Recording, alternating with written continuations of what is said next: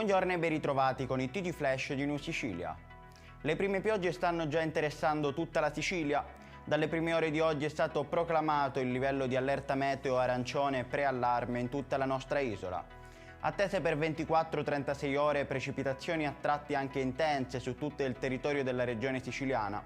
Previsti venti forti di burrasca e intense mareggiate sulle coste esposte. Un apprezzamento di troppo a una ragazza e delle parole si sarebbe passati ai fatti è quanto accaduto nella serata di ieri a Caltanissette in via San Domenico. Siamo in pieno centro storico nei pressi di un'osteria.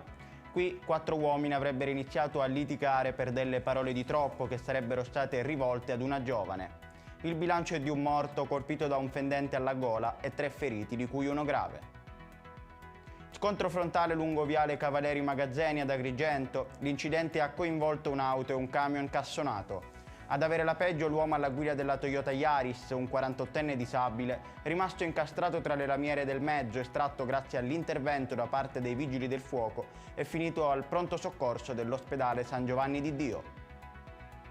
Un pacchetto di misure per complessivi 105 milioni di euro destinate dalla regione siciliana a incentivare la competitività delle imprese siciliane. L'assessore alle attività produttive Edita Maio e il direttore generale del Dipartimento Carmelo Frittitta ieri mattina hanno presentato il progetto Competitività Sicilia alle organizzazioni datoriali e di categoria nella sede dell'assessorato a Palermo. Ed è tutto per questa edizione, il prossimo appuntamento sarà alle ore 12.